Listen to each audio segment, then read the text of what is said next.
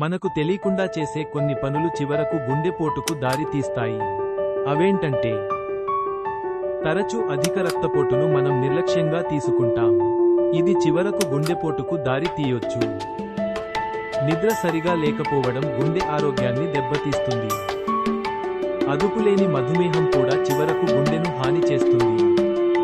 ధూమపానం వల్ల కాలక్రమేణా ధమనులు దెబ్బతింటాయి. ఇది చివరకు గుండెపోటుకు దారి తీస్తుంది. దీర్ఘకాలిక మానసిక ఒత్తిడి కూడా చివరకు గుండెపై ప్రభావం కలిగిస్తుంది.